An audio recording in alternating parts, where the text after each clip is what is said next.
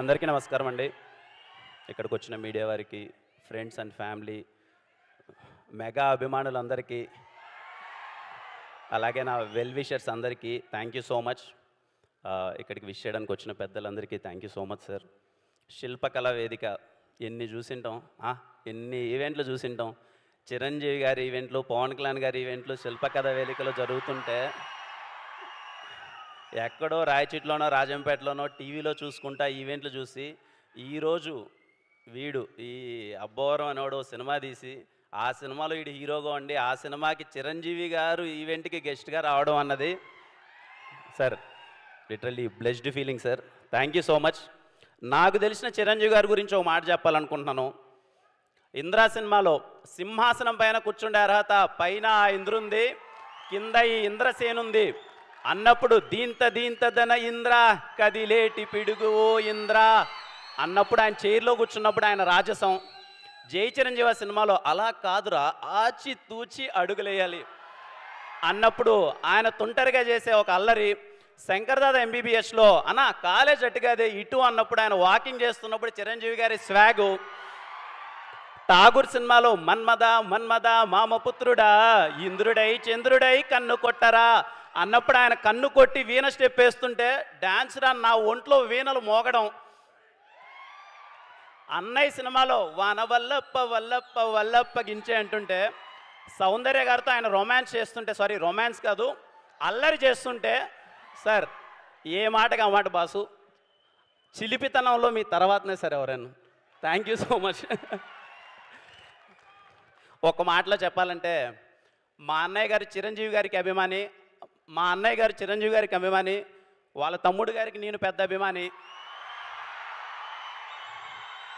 మేము వేసిన బ్యానర్లు, కట్టిన కట్అవుట్లు, థియేటర్లో చేసిన రచ్చ అంతా ఇంత కాదు.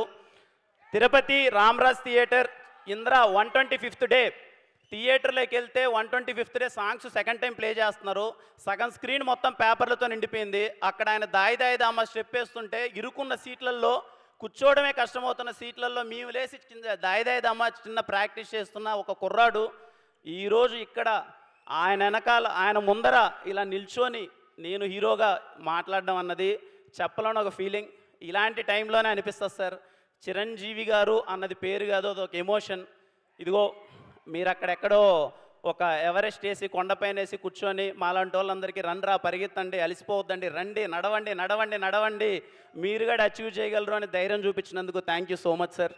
ఇలాంటి టైంలోనే మనకు అనిపిస్తుంది మన్నమ్ము చిరంజీవి గారే కదా అన్న ఫీలింగ్ అనిపిస్తుంది. Thank you so much sir. నాకు తెలిసి ప్రతి ఒక్క కుర్రాడు ఏదో టైంలో ఎక్కడో చోట వాళ్ళ ఫ్రెండ్స్తో గొడవ పడుతూనే వాళ్ళ అమ్మగారితోనో వాళ్ళ ఇంట్లోనో టీచర్స్తోనో ఎక్కడో చోట మేము చిరంజీవే కదా అన్న ఫీలింగ్ చాలామంది కుర్రోళ్ళు ఫీల్ అయి ఉంటారు. Thanks for inspiring us sir.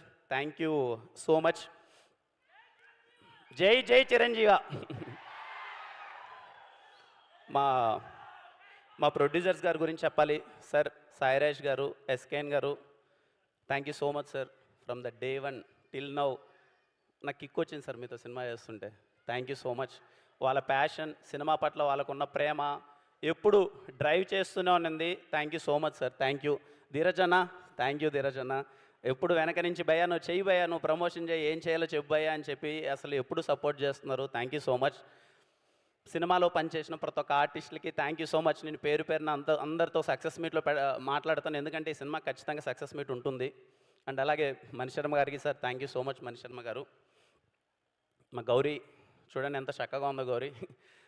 Thank you Gowri for being amazing costar. Thank you for నివిలేందే స్టీవెన్ లేడు పక్క, నువ్వు ఎదురుగా అంత బాగా యాక్ట్ చేస్తుంటేనే నేను ఇంకా ఎమోట్ చేయగలిగాను. Thank you so much. Ravanna happy birthday Ravanna. ఎంత స్పెషల్ చూడండి ఆయనకి, ఆయన బర్త్డేకి చిరంజీవి గారు వచ్చారు. ఎంతమంది ఇది ఒక్కుతుంది అలాంటి బర్త్డే. రవెన్న చిరంజీవి గారు వచ్చారు. కళ్ళ లాడిపోద్దు నీ కెరియరు, గుర్తుపెట్టుకో. రవి నంబూర్ అనే పేరు ఖచ్చితంగా నిలిచిపోతుంది. రేపు థియేటర్లో ఆయన రైటింగ్కి మీరు వల వల వల వల వల వల వల థియేటర్లో ఏడుస్తారంతే. ఇంకా నా గురించి పెద్ద చెప్పడానికి ఏం లేదు. Steven Shankar very special role.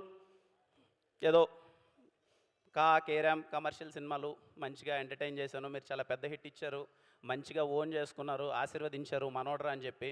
ఆ తర్వాత Steven Shankar very emotional role. నాకు ఎందుకో మళ్ళీ ఒక్కసారి మీ అందరి ముందు ఇన్నోసెంట్గా కనిపించాలనిపించింది.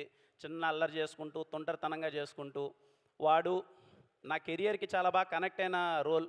వాడికి ఎప్పుడైనా సరే స్టీవెన్ శంకర్ అని రిటర్న్ అండ్ డైరెక్టెడ్ బై చూసుకోవాలన్న వాడి కోరిక, ఆ కష్టాలు అవన్నీ నేను చూశాను. నాకు చాలా మంచి రిలేటబుల్ రోల్. ఖచ్చితంగా స్టీవెన్ శంకర్ అనేవాడు మీకు రేపు కనెక్ట్ అవుతాడు, మీకు నచ్చుతాడు, వాడు మిమ్మల్ని ఎంటర్టైన్ చేస్తాడు అని నేను కోరుకుంటున్నాను. ఇంకా మీరే చూసి చెప్పాలి నా గురించి ఎలా చేశానో ఏంటి అన్నది. ఫైనల్గా ఒకటే మాట, నేను మాటిస్తున్నానమ్మా, ఇంట్లో ఉన్న అవ్వ, తాత, అమ్మ, చెల్లి, అక్క, అన్న, తమ్ముడు అందరూ మీ ఇంట్లో వాడి మాటగా తీసుకొని సినిమాకి వెళ్ళండి. ఖచ్చితంగా సినిమా మీకు నచ్చుతుంది. ఎంత మోతారు నచ్చుతుందని నేను చెప్పను, ఎప్పుడు చెప్పను. కొంతమందికి ఎక్కువ నచ్చచ్చు, కొంతమంది ఒక మాదిరి నచ్చచ్చు. కానీ చెన్నై లవ్ స్టోరీ అనే ప్రేమ కథ మీ అందరికీ ఖచ్చితంగా నచ్చుతుంది. బుక్ మై షోలోనో, డిస్ట్రిక్ట్ యాప్లోనో, ఇంకొక యాప్ మీరు టికెట్ నొక్కండి, థియేటర్కి వెళ్ళండి. అది నా కాన్ఫిడెన్స్.